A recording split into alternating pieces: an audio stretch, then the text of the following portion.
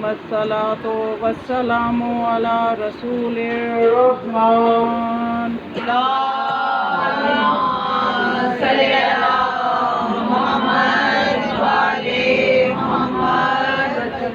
ثم الصلاة والسلام على قاضي دينه ومنفذ أحكامه ومروج الإيمان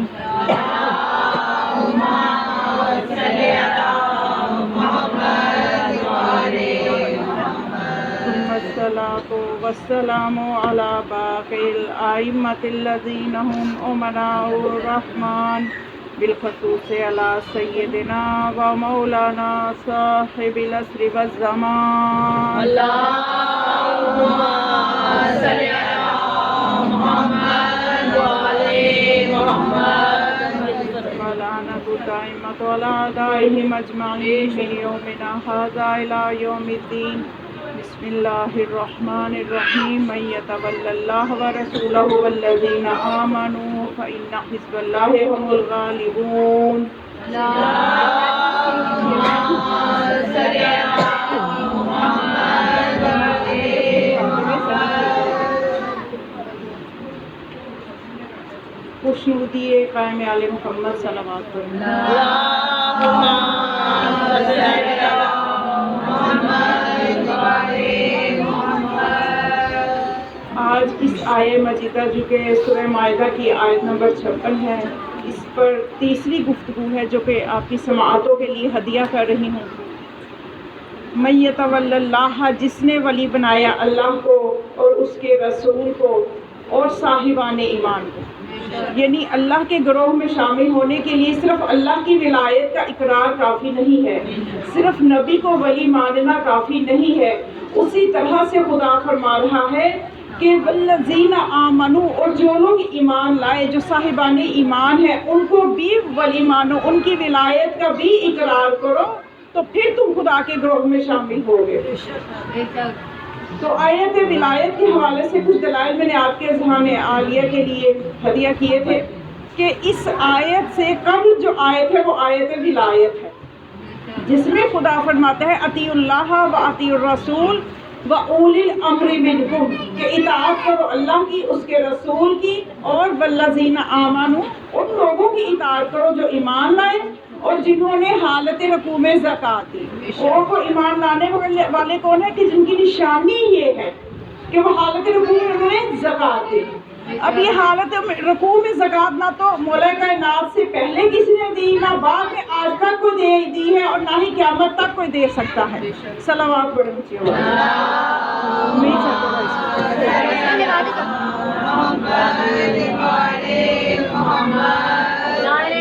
ٹھیک نہ بیٹا نہ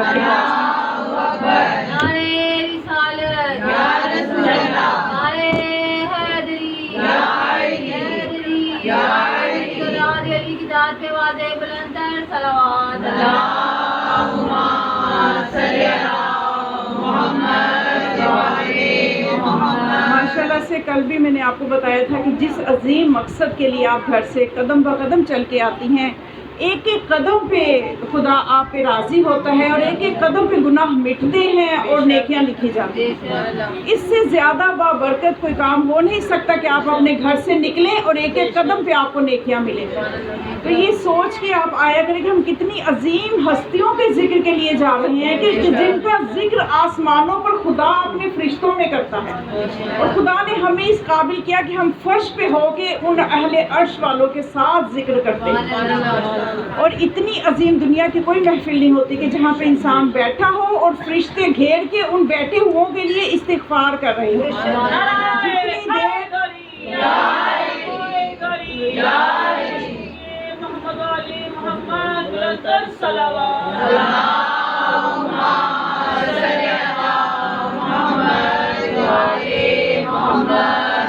جتنی دیر آپ یہاں بیٹھی ہیں اور آپ کا عقیدہ ہے، ہمارا یقین ہے، روایات سے ہمیں یہ چیز پہنچی ہے کہ جتنی دیر ہم ذکر آل محمد میں مصروف ہیں، فرشتے ہمارے لیے استغفار کر رہے ہیں، تو ہمارا دل کرے گا اٹھ کے جانے کو؟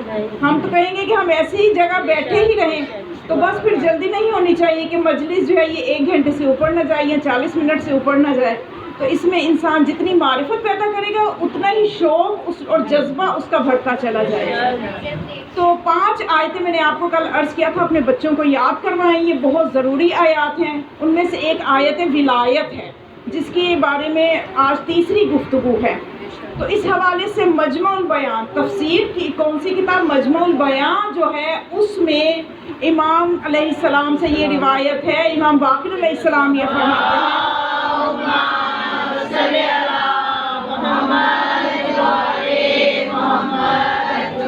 کہ ایک مرتبہ چاہے زمزم کے کنارے، یعنی زمزم کا جو کنواں ہے جہاں سے زمزم ابل کے نکلتا ہے، اس کے کنارے بیٹھے عبداللہ ابن عباس جو ہیں، بہت سی روایات ان سے ہم تک پہنچی ہیں اور بہت ہی موثق راوی ہیں۔ عبداللہ ابن عباس جو ہیں روایات بیان کر رہے تھے، ان کے گرد ان کے کچھ دوست بیٹھے ہوئے تھے اور وہ روایات بیان، احادیث بیان کر رہے تھے۔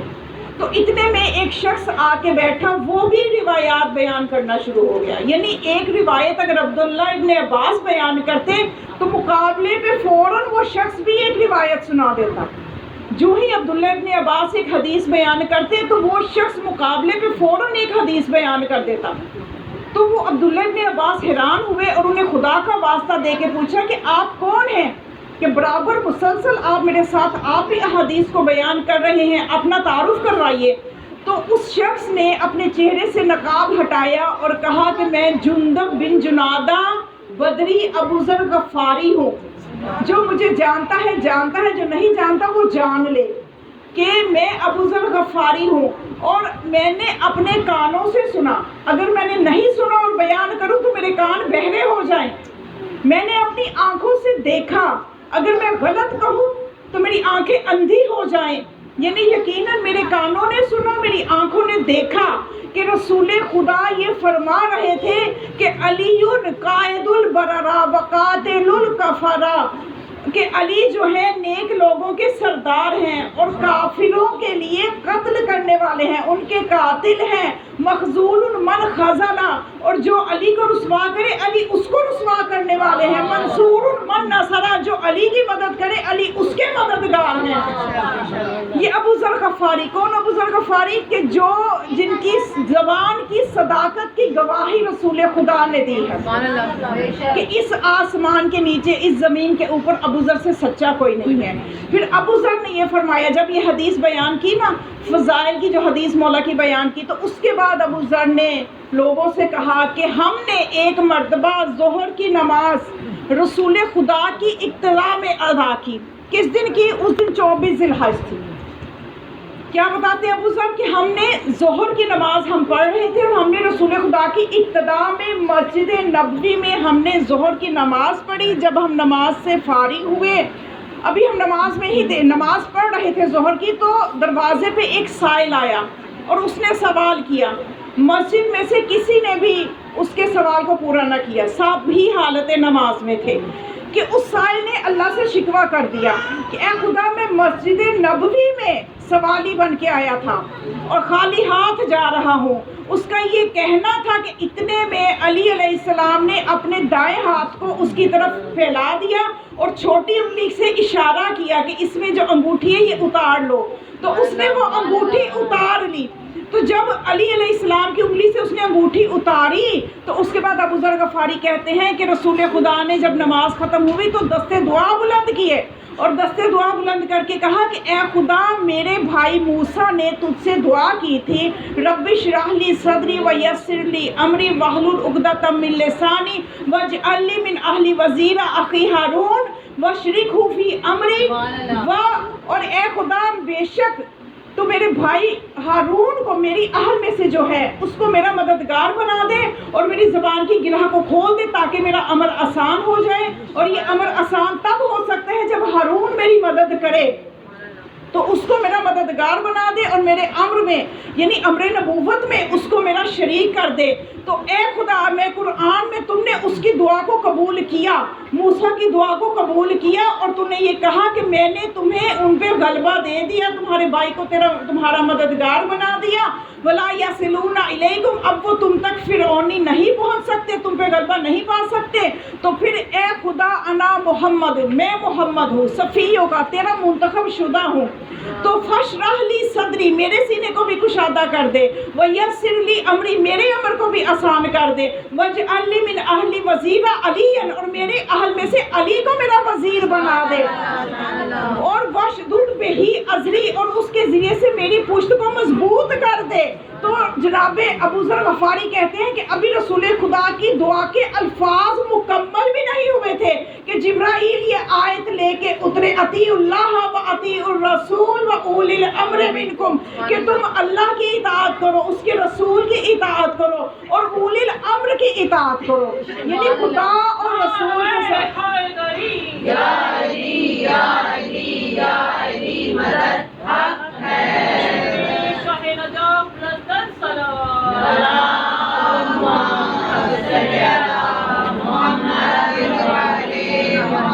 تو ابھی دستے دعا بلند ہی تھے، ابھی دعا کے الفاظ ختم بھی نہیں ہوئے تھے کہ جبرائیل امین یہ آیت لے کے اترے، انما ولیکم اللہ و رسولہ، اطیع اللہ والی آیت دوسری ہے، وہ آیت اولی الامر ہے، اس کو آیت ولایت، یعنی آیت ولایت لے کے جبرائیل اترے، اور یہ ثابت کر دیا کہ علی کو ولی مانو، علی کا ولی بنانا اللہ کی طرف سے ہے، یہ نہ رسول کی طرف سے ہے نہ کسی اور کی طرف سے ہے، علی کو ولی اللہ نے بنایا ہے۔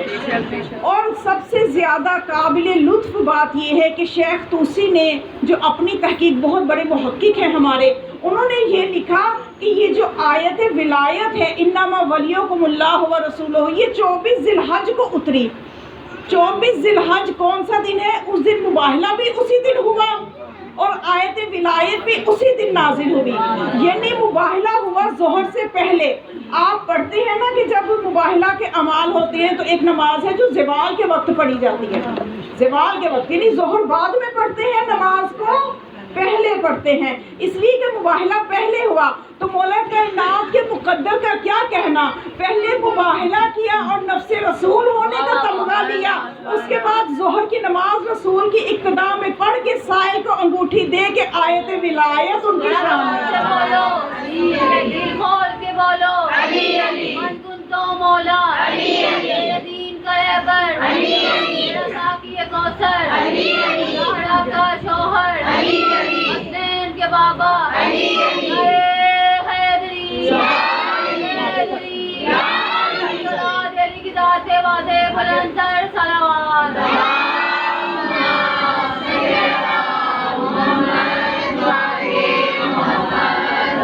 اور یہ تمام تفاسیر اہل سنت میں دیکھ لیجئے، تفسیر سالوی میں دیکھ لیجئے، مجموع البیان میں دیکھ لیجئے، سب کا یہ ماننا ہے کہ یہ جو آیت ولایت ہے، یہ انگوٹھی جو رکوع میں دی ہے مولا کائنات علی بن ابی طالب نے دی، اور خود مولا کائنات اگر کوئی کہے کہ انہوں نے اپنی زندگی میں کبھی احتجاج کیا، کبھی یہ دلیل دی اپنے ولی ہونے کی، تو یقیناً بہت سی تفاسیر گواہ ہیں کہ خود خلیفہ اول کے دربار میں مولا کائنات نے یہ کہا تھا کہ مجھے بتائیے کہ یہ آیت ولایت جو ہے اس کے ذریعے سے اللہ کا ولی کون ہے، میں ہوں یا آپ ہیں؟ تو خلیفہ اول نے مانا تھا کہ علی آپ ہیں، آپ اللہ کے ولی ہیں۔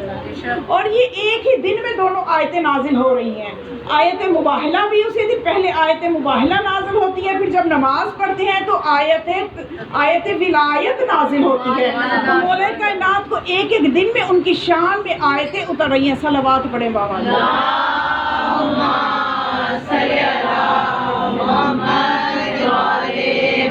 اب لوگ چاہے مولا کی فضیلت کو مانے یا نہ مانے، صدیوں سے ہم منواتے آ رہے ہیں، جنہوں نے ماننا ہے وہ مان رہے ہیں، جن کی طینت پاکیزہ ہے وہ مان رہے ہیں، اور اضافہ ہو رہا ہے علی کے چاہنوں میں، علی کے ذکر میں اضافہ ہو رہا ہے۔ چند ایک لوگ اندر اٹھ کے اگر کچھ گستاخیاں کرتے ہیں تو وہ اس کے خود ذمہ دار ہیں، اس لیے کہ اگر وہ مولا کائنات کو اذیت دیں گے تو یہ روایت سن لیں کہ رسول نے فرمایا من اذا علی فقد اذانی، جس نے مجھے اذیت دی اس نے علی کو اذیت دی۔ عمر بن شاس کہتا ہے کہ ایک مرتبہ میں مولا کائنات کے ساتھ یمن کے سفر پہ گیا، یمن کی طرف سفر کیا، تو راستے میں مجھے مولا کائنات کے کچھ فیصلوں پہ اعتراض ہوا، میرے دل میں علی کے لیے کچھ نفرت آ گئی۔ توجہ ہے، اب چونکہ دیکھیے جو مولا جو فیصلہ کریں گے وہ بعض اوقات فوراً اگلے کی سمجھ میں نہیں بھی آتا، تو اب یہ ضروری بھی نہیں ہے کہ مولا علت بتائیں کہ یہ فیصلہ اس لیے کیا ہے۔ تو اب وہ شخص جو ہے عمر بن شاس وہ کہتا ہے کہ میرے دل میں علی کے لیے کچھ نفرت بن گئی اور میں نے کچھ باتیں علی کے بارے میں کہہ دی جو سفر کرتی کرتی رسول خدا تک پہنچ گئی، اور جب میں مدینے آیا رسول کی خدمت میں گیا تو رسول خدا نے مجھے یہ فرمایا کہ اے عمر میں تو نے مجھے اذیت دی ہے۔ تو کہتا ہے میں پریشان ہو گیا کہ یا رسول اللہ میں آپ کو اذیت کیوں دوں گا، میری توبہ کہ میں کبھی آپ کو اذیت کا سوچ بھی نہیں سکتا۔ تو پھر رسول خدا نے فرمایا اے عمر تو نے جو علی کے لیے دل میں نفرت رکھی سمجھ کے تو نے مجھے اذیت دی، جس نے علی کو اذیت دی اس نے مجھے اذیت دی۔ اور یہاں تک آپ نے فرمایا من اذا علی فقد اذانی، اور جس نے علی کو اذیت دی مجھے اذیت دی، اور یوم قیامت وہ چاہے یہودی مبعوث ہو چاہے نصرانی مبعوث ہو، بوئسا یوم القیامت یہودین و نصرانین، جو علی کو اذیت دے گا وہ قیامت کے دن یا یہودی بن کے اٹھے گا یا نصرانی بن کے اٹھے گا۔ اب یہ فیصلہ اپنے ہاتھ میں ہے کہ یوم قیامت مومن بن کے اٹھنا ہے یا یہودی اور نصرانی بن کے اٹھنا ہے۔ تو یہ ماحول ہے اس وقت کا جو روایات سے واقعات سے ہم تک پہنچتا ہے کہ کس قسم کا ماحول تھا جس کا سامنا اہل البیت علیہ السلام کو تھا، اور یہ ماحول آج کے مومن کو پتہ ہونا چاہیے کہ ان کے زمانے میں کس طرح سے ان کے لیے آیتیں بھی اتر رہی ہیں، لیکن یہ اتنا آسان نہیں ہے کہ اگر اہل البیت کے لیے آیتیں اتر رہی ہیں تو لوگ ان کی اتنا احترام بھی کر رہے ہیں، انہیں اتنی زیادہ آزمائشیں بھی مل رہی ہیں، جتنی عزت اتنی آزمائش، یہاں تک کہ مروان جیسا شخص، دمت الثاقبہ میں روایت موجود ہے کہ مروان جو کہ حاکم تھا مدینہ کا، وہ ایک دفعہ مولا حسین کو یہ کہنے لگا، مولا حسین میں آپ کو بتانا یہ چاہ رہی ہوں کہ اہل بیت علیہ السلام کو کیسے حالات کا سامنا تھا اور وہ استدلال کس طرح کیا کرتے تھے۔ اب یہ مروان کا تو سب کو پتہ ہے کہ دشمن اہل بیت ہے، اس نے مولا حسین سے کہا کہ اے حسین اگر فاطمہ آپ کی والدہ نہ ہوتی تو آپ کے لیے کیا امتیاز ہے، آپ کے لیے کیا فضیلت ہے؟ توجہ ہے سب کی کہ اے حسین اگر فاطمہ آپ کی والدہ نہ ہوتی جو کہ بنت رسول ہیں تو آپ کی کیا فضیلت ہے؟ یعنی کتنی وہ سمجھ لیجیے کہ غفلت اور جہالت والی بات کر رہا ہے، جاہلانہ بات کر رہا ہے۔ اور اس بات کے کرنے کا مقصد کیا ہے؟ مقصد ہی وہی ابو طالب کے بارے میں، جناب ابو طالب علیہ السلام کے بارے میں دشمنی اور بغض، مولا کائنات کے بارے میں دشمنی اور بغض ہے جو بول رہا ہے، اور حسین سے کہہ رہا ہے اے حسین اگر فاطمہ آپ کی والدہ نہ ہوتی تو آپ کے لیے کیا اس میں اعزاز تھا، آپ کے لیے پھر کیا بڑی فضیلت کی بات تھی؟ یعنی آپ کی ساری فضیلت ہے ہی جناب سیدہ کی وجہ سے۔ اب پھر اس موقع پہ روایت نے بتایا، تاریخ نے بتایا کہ مولا حسین نے 6 دلائل اس کو دیے، اپنے بابا کی شان اور اپنے دادا کی شان اس کے سامنے بیان کی۔ مولا حسین نے اس سے سوال کر دیا کہ اے مروان کوئی اور یہ بات کہے تو کہے لیکن تجھے زیب نہیں دیتی، کیوں یہ جملہ کہا کہ تجھے زیب نہیں دیتی؟ کیوں؟ مولا یہ کہنا چاہتے ہیں کہ تو سب سے بڑا دشمن ہے، اور دشمن ہی سب کچھ اصل میں جان کے دشمنی کرتا ہے، دشمن جانتا ہے تو دشمنی کرتا ہے، دشمن کو فضائل پتہ ہے تو حسد کرتا ہے۔ تو اے مروان تو یہ کہے تو عجیب ہے، تجھے کوئی اور کہے تو کہے، تو نے یہ بات کیسے کہہ دی؟ تو ذرا سن کہ جس وقت جس نانا کا تو میرے نانا کا تو کلمہ پڑھتا ہے، جس محمد کا تو کلمہ پڑھتا ہے، جس زمانے میں سارا زمانہ محمد کا دشمن تھا، اس وقت کون تھا جس نے میرے نانا کا ساتھ دیا؟ اس وقت سوائے میرے دادا کے کون تھا جس نے میرے نانا کا ساتھ دیا؟ تو مروان خاموشی سے شرمندہ ہو کے کہتے یقیناً ابو طالب ہی تھے، یقیناً ابو طالب ہی تھے جنہوں نے ساتھ دیا۔ تو اس وقت مولا حسین نے کہا تو کیا میں ایسے دادا کا پوتا ہو کے فخر نہ کروں؟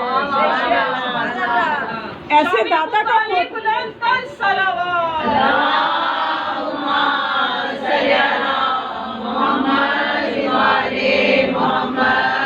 اس وقت شب ابو طالب میں اے مروان، جبکہ تیرا باپ بائیکاٹ کروانے میں سب سے آگے تھا، اور 3 سال جو اذیت سے کاٹے، اور ان 3 سالوں میں میں نے یہ دیکھا، ساری امت نے یہ دیکھا کہ ان 3 سالوں میں کس طرح سے میرے بابا کو فدیہ بناتا رہا میرا دادا، تمہارے نبی کے لیے، تمہارے نبی کو اٹھا کے اس کی جگہ میرے بابا کو سلاتا رہا کہ میرے بیٹے کی جان جائے تو جائے، میرے محمد کو کچھ نہ ہو۔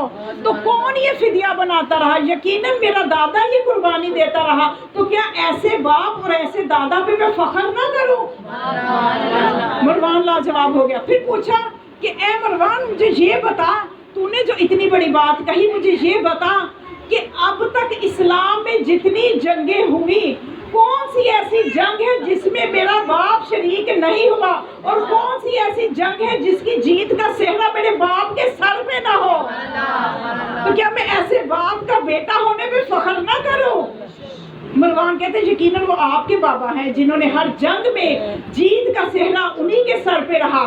پھر کہا کہ مروان ذرا مجھے یہ بتا کہ کیا رسول اللہ کی جو بیٹی ہے فاطمہ، ان کے لیے کوئی قبیلہ ایسا ہے کہ جس نے رشتہ نہ بھیجا ہو؟ کہنے لگا ہاں، یقیناً عرب کے تمام بڑے قبائل کے لوگوں نے رشتے بھیجے۔ تو پھر کہا کہ پوچھا کہ ذرا مجھے بتا کہ پھر رسول کی اکلوتی بیٹی کا رشتہ میرے بابا سے ہو جانا، زوج بطول بننا میرے بابا کا، یہ میرے لیے باعث فخر ہے یا نہیں ہے؟ تو وہ کہنے لگا یقیناً یہ فخر کی بات ہے کہ بنت رسول کے شوہر اگر ہیں تو وہ آپ کے بابا ہیں۔ پھر پوچھا کہ اچھا مجھے یہ بتا اے مروان کہ کیا رسول خدا نے جس نبی کا تو کلمہ پڑھتا ہے، اس نے تجھ پہ، تیرے باپ پہ اور تیری باپ کی ذریت پہ لعنت نہیں کی؟ تو مروان کہنے لگا ہاں ایسا ہی ہے، ڈھکی چھپی بات نہیں ہے، صریحاً ذریت پہ لعنت کی ہے، میرے باپ پہ اور میرے پہ اور میری ذریت پہ۔ تو پھر اس کے بعد مولا نے پوچھا کہ کیا بتا کہ جو میرا باپ ہے وہ اہل بیت رسول میں شامل ہے کہ نہیں ہے؟ کہنے لگا ہے۔ تو پھر آپ نے فرمایا جب وہ اہل بیت رسول میں شامل ہے تو قیامت تک کے لوگوں کے درود میں شامل ہے کہ نہیں ہے؟ تو مروان نے کہا یقیناً شامل ہے۔ تو پھر مولا نے استدلال کیا کہ بھلا اس شخص کو زبان درازی کی کیسے جرت ہو سکتی ہے کہ جس کی باپ پہ اور اس کی ذریت پہ قیامت تک کے لیے لعنت ہو، اور وہ اس شخص سے زبان درازی کرے کہ جس کے باپ اور اس کی ذریت پہ قیامت تک کے لیے درود بھیجا جاتا ہو۔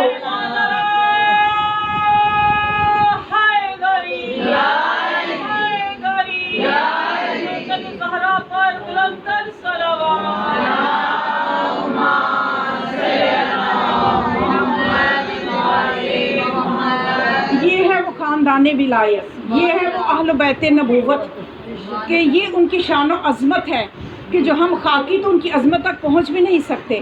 اور پھر بس بات یہی ہے کہ زمانہ آج تک ان کی دشمنی میں مصروف ہے، آج تک ان کی دشمنی سے نکل نہیں رہا۔ تو یہ ان کی اپنی انتخاب ہے، ان کا اپنا اختیار ہے۔ اللہ نے تو دونوں راستے دکھا دیے، دونوں راستے واضح ہیں، ایک شیطان کا راستہ ہے، ایک رحمان کا راستہ ہے۔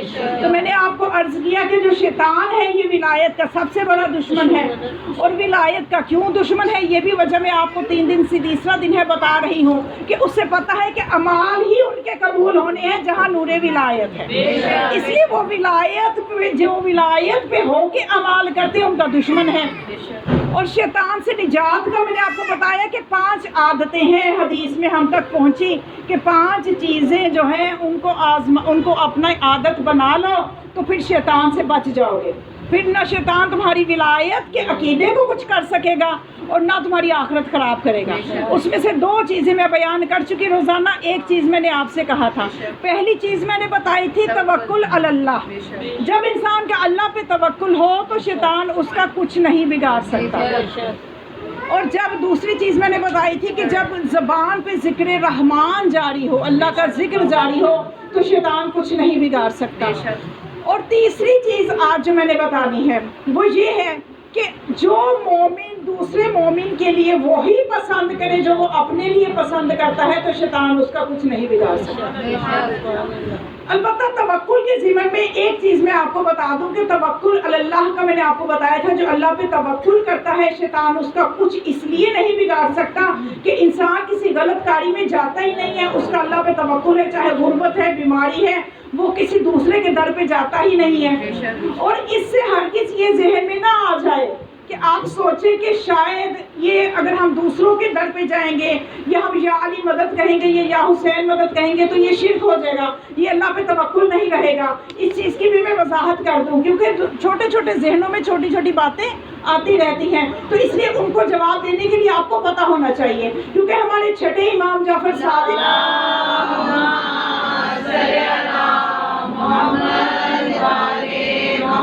کہ شرک فرماتے ہیں کہ شرک انسان کے اندر چونٹی کی چال چلتا ہے۔ تو اب توکل علی اللہ اور یہ جو آیت ہم روزانہ پڑھتے ہیں ایاک نعبد و ایاک نستعین، ان آیتوں کو پڑھ کے سناتے ہیں اور کہتے ہیں کہ تم لوگ جو یا علی مدد کہتے ہو یا حسین مدد کہتے ہو یا حسن مدد کہتے ہو تو تم شرک کرتے ہو، جبکہ عبادت صرف اللہ کے لیے ہے، مدد صرف اللہ کے لیے ہے۔ تو مجھے پہلے اتنی آیت کا جواب دے دے، ایاک نعبد، اے اللہ ہم صرف تیری عبادت کرتے ہیں۔ دنیا کا کوئی بندہ بتا دے کہ اس نے براہ راست اللہ سے عبادت سیکھی ہے یا کسی وسیلے سے سیکھی ہے۔ دنیا کا کوئی عابد دکھا دو کہ جب ان وسیلوں کے بغیر عبادت کر نہیں سکتے تو ان وسیلوں کے بغیر مدد کیسے اللہ سے مانگ سکتے ہیں؟ نعرہ تکبیر، نعرہ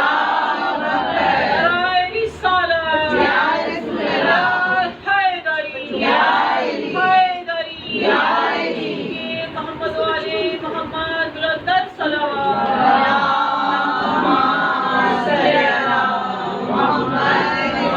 بڑی ٹھنڈی سی سلوات ہے، بہت ٹھنڈی سلوات۔ یہاں تو ٹاپک مشکل تو نہیں لگ رہا، یہ باتیں تو سمجھنے کی ہیں نا، سمجھنا ضروری ہے، تو ذرا اچھی سی سلوات پڑھیں گے۔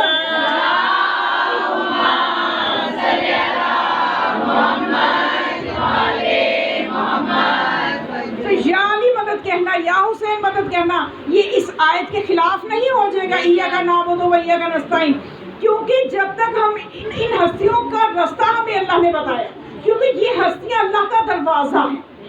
جب آپ کسی در سے مانگنے جاتا ہے کوئی سائل، تو جب دروازہ کھولے گا، جو دروازے پہ آئے گا اسی سے مانگے گا۔ اب جب یہ علی باب اللہ ہے، جب ہم اللہ سے مانگتے ہیں تو اللہ کا دروازہ علی ہے، تو علی سے مانگنا اللہ سے مانگنا ہے۔ میں آپ کو ایک مثال دوں کہ اگر کوئی سمجھ لیجئے کہ کوئی امیر ہے، بہت امیر بندہ ہے، وہ کہہ دیتا ہے کہ میرا فلاں جو ہے، میرے انڈر جو بندہ ہے جس نے میرے سے مدد لینے آنا ہے، یہ میرا جو نائب ہے یہ مدد کر دے گا، تو سمجھو کہ یہ میری ہی مدد ہے، کیونکہ اس نے جو مدد کرنی ہے نائب نے وہ اپنے مالک کے خزانوں سے ہی کرنی ہے، اس کے الگ خزانے تو ہیں نہیں۔ تو اب جو نائب مدد کرے گا تو یہ اسی کی مدد ہوگی۔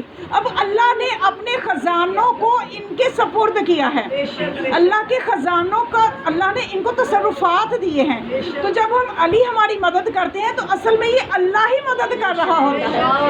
اگر ہم اس نیت کے ساتھ علی سے مانگے کہ علی کے کوئی ذاتی خزانے ہیں جو اللہ نے نہیں دیے، علی کے ذاتی ہیں، پھر یہ کفر بھی ہے اور شرک بھی ہے۔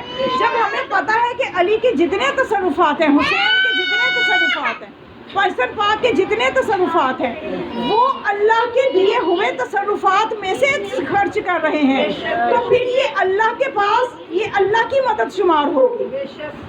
بات صرف یہ ہے کہ اپنی معرفت کو ان ہستیوں کے لیے جو ہے وہ بہتر بنانا ہے کہ یہ جو مدد کرتی ہیں اللہ کے دیے ہوئے میں سے مدد کرتی ہیں۔ تو اس طرح سے یعنی آپ کو میں ایک اور مثال چلے آپ کی بیداری کے لیے، شاید کچھ بیدار ہو جی، ویسے آج آپ مجھے بیدار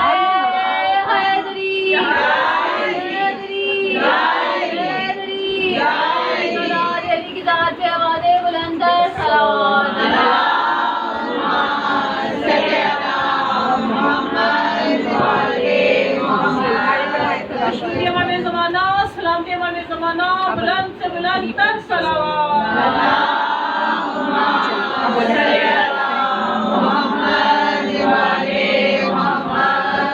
جناب موسیٰ علیہ السلام کا آپ کے لیے اللہ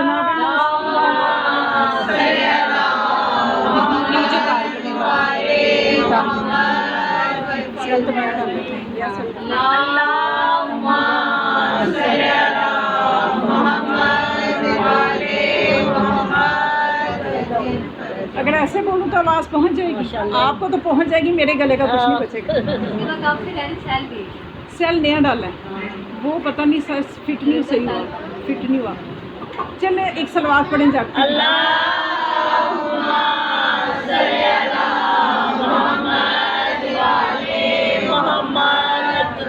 जनाब मूसा अलैहिस्सलाम के ज़माने का वाक़या है। अब यहाँ से आपको समझ में आएगा कि हम शिर्क करते हैं कि नहीं करते। बेशक नाउज़ुबिल्लाह, हम शिर्क नहीं करते, इसलिए कि हमने जिस दर्स से तौहीद का दर्स लिया है, हमने नहजुल बलागा से तौहीद का दर्स लिया है, इसलिए हमारी तौहीद पे तो कोई शक कर ही नहीं सकता। अपनी खैर मनाओ, जो कहते हैं कि अल्लाह अपनी टांग दोज़ख में डालेगा तो दोज़ख कहेगी कि मैं अब ठीक हूँ, राज़ी हूँ, या अल्लाह जिस कुर्सी पे बैठेगा वो हरकत कर रही होगी। भाई अल्लाह तो जिस्मो जिस्मानी से मुबर्रा है। जिस दर्स से तुम लोगों ने तौहीद सीखी है, दूसरे मुसलमानों ने सीखी है, उन्हें फिक्र करनी चाहिए। जिस दर्स से हमने तौहीद का दर्स लिया है, हम अल्हम्दुलिल्लाह तौहीद को जितना बेहतर जानते हैं, हम दावे से कह सकते हैं कि हम ज़रा बराबर भी शिर्क नहीं कर सकते।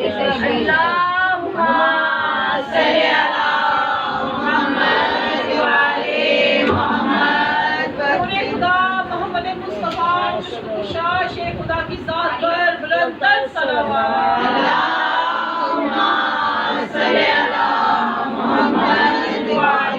बस इस वाक़या को आप गौर से सुन लें तो आपके पास खासी अच्छी दलील आ जाएगी कि हमने किस तरह से जवाब देना है इस चीज़ का। कि हज़रत मूसा अलैहिस्सलाम के ज़माने में कई वाक़या है कि एक मरतबा हज़रत मूसा अलैहिस्सलाम बीमार हो गए।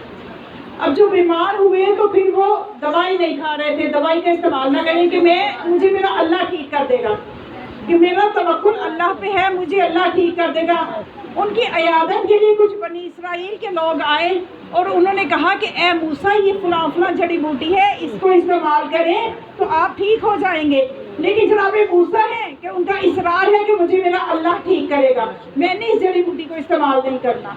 लेकिन काफ़ी अरसा गुजर गया, जब जनाब मूसा तंदुरुस्त नहीं हो रहे थे तो फिर उस वक्त अल्लाह की तरफ से उन्हें वही हुई कि ए मूसा, बनी इसराइल के लोग जो जड़ी बूटी कह रहे हैं, जब तक उसको इस्तेमाल नहीं करोगे तुम ठीक नहीं होगे। तो फिर जनाब मूसा ने उन लोगों को बुलाया, उनसे कहा कि तुम कौन सी जड़ी बूटियाँ कह रहे थे, लाओ मुझे ला के दो, मैं उन्हें इस्तेमाल करता हूँ। तो जब उनको चंद दिन इस्तेमाल किया तो जनाब मूसा ठीक हो गए। लेकिन जनाब मूसा के दिल में ये खलश थी, जनाब मूसा के दिल में ये परेशानी थी कि आखिर क्या वजह है कि मुझे अल्लाह ने क्यों नहीं ठीक किया। यानी अगर अल्लाह चाहता तो मैं जड़ी बूटी के बगैर भी ठीक हो सकता था। तवज्जो है कि यानी आज हमारे भी होता है ना कि बाज़ लोग ये सोचते हैं कि नहीं जी हमने ये काम नहीं करना, ये अल्लाह, लेकिन देखिए खुदा असबाब के साथ इस निज़ाम को चलाता है। तो अब जनाब मूसा ने दिल में ये था कि मुझे पता चले कि अल्लाह चाहता तो इस जड़ी बूटी के बगैर, यानी इसके वसीले के बगैर भी मुझे ठीक कर सकता था, तो मुझे उसने ऐसे क्यों नहीं ठीक किया। तो हुआ ये कि एक दिन जब अल्लाह से सवाल कर दिया तो अल्लाह ने जवाब दिया कि ए मूसा, तबतुलु हिकमती भी तवक्कुल, कि ए मूसा तू अपने तवक्कुल के ज़रिए से मेरी हिकमत को बातिल कर रहे थे। यानी तुम अपने तवक्कुल की वजह से, अल्लाह पे तवक्कुल की वजह से तुम मेरी हिकमत को, यानी उस दवाई में, उस जड़ी बूटी में शिफा डालने वाला तो मैं ही हूँ, लेकिन उस जड़ी बूटी को मैंने वसीला इसलिए बनाया कि मेरी एक हिकमत भी है, असबाब भी हैं, खुदा तबीब भी है, सबसे ज्यादा हिकमत वाला है। तो अब खुदा ये कहना चाहता है कि तवक्कुल अपनी जगह पे है, हिकमत अपनी जगह पे है, तो असबाब का इनकार नहीं किया जा सकता। तो जिस खुदा से बराह रास्त जो है इबादत नहीं हम सीख सकते जिस खुदा की, तो उससे मदद बराह रास्त हम कैसे मांग सकते हैं। तो ये बहुत ज्यादा परेशान कुन या बहुत पेचीदा बात नहीं है, सादा सी बात है जिसको इन लोगों ने ज्यादा मुश्किल बना दिया है, इसलिए कि मारिफत के नूर से इनके कलूब खाली हैं। अगर मारिफत से मुनव्वर हो जाए तो ये चीज़ें इतनी मुश्किल नहीं है कि जिनको सदियों से रगड़ा जा रहा है और इनके बारे में हम दलाल दे दे के थक रहे हैं, लेकिन फिर भी कोई समझ में इनकी नहीं आ रहा। सलावत पढ़ें।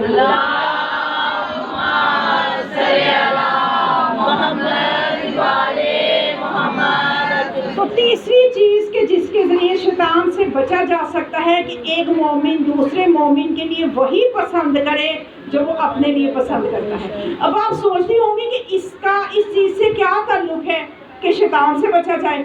اصل میں یہ تربیت کی اس منزل پہ جب انسان پہنچ جاتا ہے نا، یہ بڑی مشکل بات ہے کسی کے لیے وہی پسند کرنا. آپ اپنے دل میں ہاتھ رکھ کے اب خود ہی اپنے آپ کو جواب دیں، کسی کو نہیں بتانا. کیوں؟ اس لیے کہ کسی پردہ پوشی رہے. خدا تو ستار العیوب، لیکن اپنے آپ سے تو بندہ کچھ نہیں چھپا سکتا. آج تک آپ سوچیے کہ آپ نے کتنی ایسی چیزیں جو آپ کو واقعاً دلی طور پہ پسند تھی تو دوسری کو دی. ہمیشہ کوئی نہ کوئی مسئلہ کچھ ایسا ہو جائے تو انسان جب دینے کا وقت آتا ہے تو ایسی چیز دیتا ہے کہ جو تھوڑا حوصلہ بڑھ جائے دینے کا، دینے کی ہمت بھی بڑھ جائے. وگرنہ یہ بہت بڑی تربیت کی بات ہے کہ انسان جو چیز سب سے زیادہ پسند ہو وہ کسی کو دے. تو اس لیے ہمیں چاہیے کہ ہم اس چیز کو اپنائیں. جب تربیت اس منزل پہ چلی جاتی ہے نا تو اس وقت شیطان پاس آ کے بھٹکا نہیں سکتا. تو اس لیے معصوم فرماتے ہیں کہ اپنے مومن بھائی کے لیے وہی پسند کرو، کیونکہ مومنات دیکھیے یہ دنیا اس وقت ہمارے اختیار میں ہے. اس وقت ہم اپنے لیے آخرت کے لیے بہت کچھ کما سکتے ہیں. اس تھوڑے سے ٹائم پیریڈ میں اس ہمیشہ رہنے والی زندگی کو آباد کر سکتے ہیں، وگرنہ انسان پچھتائے گا. ایک شخص تھا وہ رسول خدا صلی اللہ علیہ وآلہ وسلم کی خدمت میں آیا،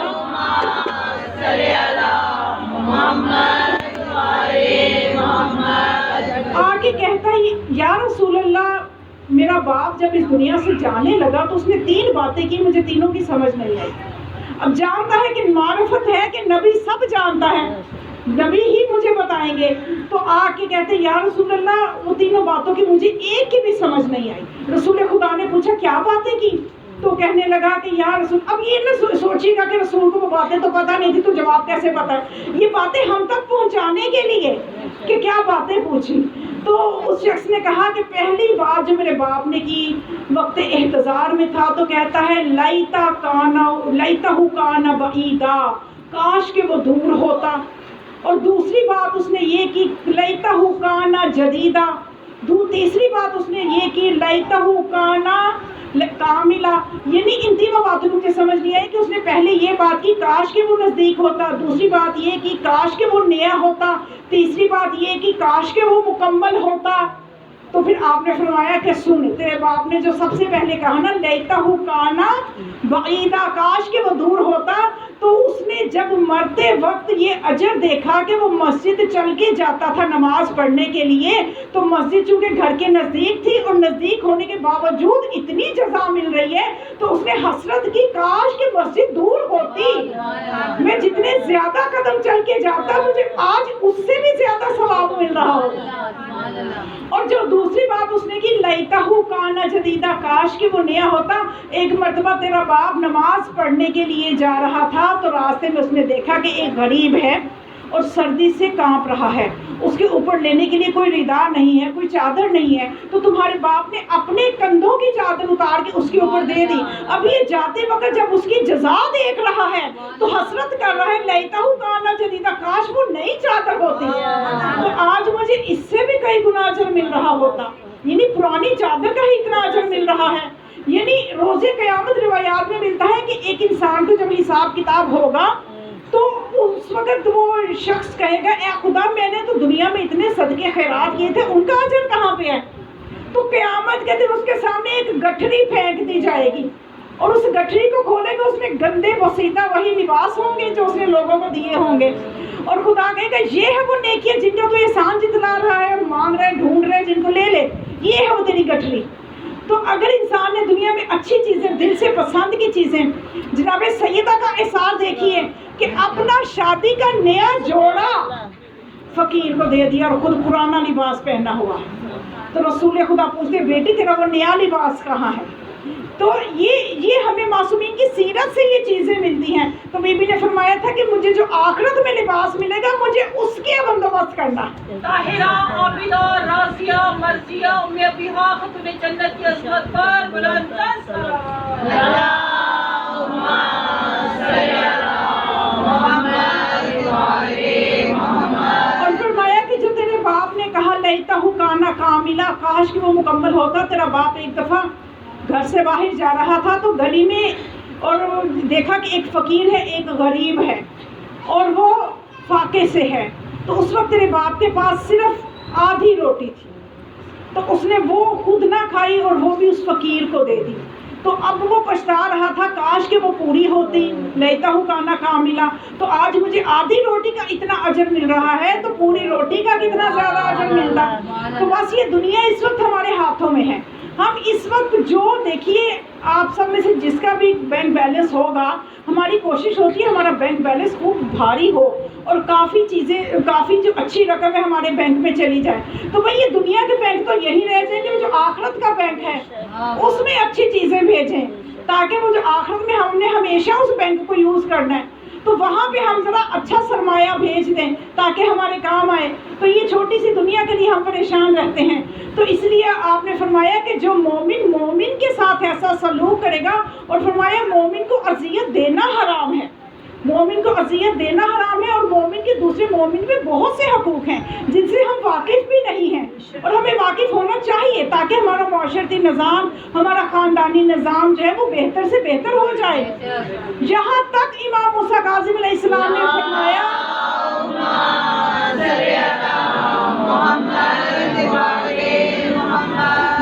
فرمایا کہ اے ہمارے شیعوں، اے ہمارے چاہنے والوں، اے ہمارے محبوں، اگر تم ہماری زیارت کو نہیں آ سکتے، دور ہے، سرمایہ چاہیے اور بھی بہت سے اسباب اور وسائل چاہیے، اگر تم ہماری زیارت کو نہیں آ سکتے تو کسی مومن بھائی کی زیارت کو چلے جاؤ تو تمہیں اتنا ہی ثواب ملے گا جیسے ہماری زیارت کی.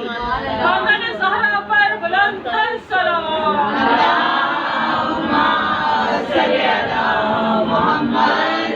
اور پھر ایک اور روایت بس ہدیہ کر دوں شاید کہ ہمارے سسٹم میں کچھ بہتری آ جائے. اب تو ویسے کووڈ کو سلام کہ اب تو آپ بڑا اچھا بہانہ میں مل گیا کہ بھائی یہ دور رہے، سوشل ڈسٹینس جو ہے یہ ہونا چاہیے. اب کون کس کو ملنے جائے گا کہ نہ ہی ملے تو بہتر ہے. پہلے دن نہیں چاہتا تھا، سونے پہ سہاگے، کتنا اچھا سنہری موقع بھی بن گیا. لیکن اللہ اس بیماری سے سب کو بچائے. اگر آپ مومن کی زیارت کے لیے، مومن کی مومنہ کی زیارت کے لیے جائیں گے تو اس سے وہ فضیلتیں، وہ اجر اپنی جگہ ہوں گے اور خدا ہمیشہ برکتیں دے گا اس چیز میں. اور پھر معصوم نے یہاں تک فرمایا کہ اگر کوئی شخص صرف رضا الہی کے لیے اور کوئی مقصد نہ ہو کہ میں اس کے گھر اس لیے جا رہا ہوں کہ مجھے یہ کھانے کو ملے گا، یا میں اس کے گھر اس لیے جا رہا ہوں کہ میں اپنے لباس کی ذرا شو بناؤں، میں بتاؤں کہ میں نے کیسا لباس سلوایا ہے، بہت سی چیزیں ہوتی ہیں نا جو انسان کے ذہن میں ہوتی ہیں. تو معصوم فرماتے ہیں کہ اگر کوئی صرف رضا الہی کے لیے دوسرے مومن کو ملنے جائے تو خدا اسی وقت 70,000 فرشتے پیدا کرتا ہے، اور وہ 70,000 فرشتے اس شخص کو جنت کی نعمتوں کی مبارک دیتے ہیں. یہ باتیں آپ یقین اور معرفت کے ساتھ سنیں، اس لیے کہ یہ باتیں میں نہیں کہہ رہی، یہ کوئی عام انسان نہیں، یہ معصومین کے فرامین ہیں، یہ حجت خدا کے فرامین ہیں، حجت خدا یہ باتیں فرما رہی ہیں. سوچئے کہ جس کی زبان پہ آپ کو یقین ہو، اس کی زبان سے اس کی یہ باتیں نکلی ہوں تو آپ کو یقین کے ساتھ قبول کرنی چاہیے کہ اگر ہم اللہ کی مرضی کے لیے کسی کو ملنے چلے جائیں گے تو اسی وقت 70,000 فرشتے پیدا ہو جائیں گے. یہ ہماری زندگیوں کی وہ برکتیں ہیں ہماری زندگیوں کی کہ جو ہم خود ان کو حاصل نہیں کرتے، خود ہم سستی کرتے ہیں، اور چونکہ ہمیں ان چیزوں کی فضیلت کا پتہ نہیں ہے اس لیے ہم ادھر توجہ کم کرتے ہیں. تو آج سے توجہ کرنی ہے، اور خاص طور پہ اپنے غریب رشتہ داروں کو بھی ملنے جائیں اور امیر رشتہ داروں کو بھی ملنے جائیں. اور عموماً سوچ ہمارے معاشرے کی یہ ہوتی ہے کہ شاید ہم نے غریب کو کھانا کھلایا تو ثواب زیادہ ہے، اور امیر کو کھلانے کا اگر ہو کہ کوئی غریب نہیں مل رہا یا کوئی ایسے وسائل نہیں ہے یا اپروچ میں نہیں ہے تو پھر بس رہنے دو جی، امیروں کو کھلا کے کیا کرنا ہے. تو یہ بھی میں آپ کو واضح کر دوں، یہ ہماری غلط سوچ ہے. غریب کو کھلانے کی یقیناً بڑی فضیلت ہے، لیکن ایک امیر کو کھلانے کے لیے بھی معصوم فرماتے ہیں اگر کوئی اپنے امیر رشتہ دار کو بھی کھانا کھلائے. اب دیکھیں آپ سب کا فائدہ کرنے لگی ہوں میں کہ سب کو کھانا کھلائے، اس میں سوچا نہ کریں کہ غریب نہیں ہے تو کھانا کھلانے کا فائدہ نہیں ہے. معصوم فرماتے ہیں اگر کوئی اپنے امیر رشتہ دار کو، امیر مومن کو بھی کھانا کھلائے گا تو اس کو اتنا ثواب ہے جیسے اولاد اسماعیل میں سے غلام آزاد کیے. یہ دیکھیں ہمیں چھوٹی چھوٹی نیکیوں پہ اتنی فضیلتیں ملی ہیں. تو میں کہتی ہوں یہ تو ایک مومن کا دوسرے مومن کے لیے ہے. اب ذرا دیکھیے کہ ہمارے زمانے کا امام ہمارے لیے کیسے دعا کرتا ہے. ہمارے زمانے کا امام شیخ توسی فرماتے ہیں کہ انہوں نے خود اپنے کانوں سے سرداب میں جو امام زمانہ علیہ السلام کا گھر ہے، سرداب میں مولا امام زمانہ کی آواز کو سنا، وہ یہ دعا کر رہے تھے، آپ کو فخر ہوگا کہ ہمارے امام، ہم غافل ہیں، وہ ہم سے غافل نہیں ہیں۔ امام زمانہ کی الفاظ ان کی زبان سے سنے، دعائے قنوت میں وہ یہ الفاظ ادا کر رہے تھے، اللہم انا شیعتنا خلقوا بفاضل تیننا، کہ فاضل تینتنا، کہ ہمارے شیعہ ہماری بچی ہوئی مٹی سے خلق ہوئے ہیں، وَأُوجِنُوا بِمَاءِ وِلایتنا، اور ہماری ولایت کے پانی سے اس مٹی کو گوندا گیا ہے، خمیر کیا گیا ہے، تو اس لیے ان کو بخش دے۔ کتنا بڑا واسطہ امام لے رہے ہیں، اللہ کے آگے کتنی بڑی دلیل رکھ رہے ہیں، کس لیے؟ ہماری بخشش کے لیے۔ اب ہم امام کے لیے دعا کریں یا نہ کریں، امام ہمارے لیے دعا کرتے ہیں۔ امام زمانہ، سلام کے امام زمانہ، بلند سے بلند تر صلوات۔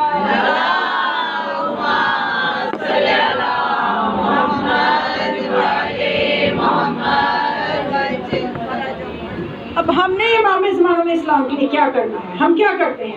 آج میں اگر آپ سے پوچھوں، اسی وقت بیٹھے بیٹھے آپ اپنے آپ سے سوال کریں کہ ہم 24 گھنٹے کے شب و روز میں ہر روز دن رات، ہر روز ایک رات آتی ہے اور ہماری زندگی کا ایک دن ختم ہو جاتا ہے، اور رات سونے سے پہلے اس کیفیت کو محسوس کیا کریں کہ آج میرا ایک اور دن کم ہو گیا، آج میرا ایک اور دن کم ہو گیا۔ اس کیفیت کو محسوس کریں گے تو اگلی صبح جب ہوگی کوئی گناہ کرنے کو دل نہیں کرے گا، دل نہیں کرے گا کہ کسی کی غیبت کی جائے یا کسی کی دل آزاری کی جائے۔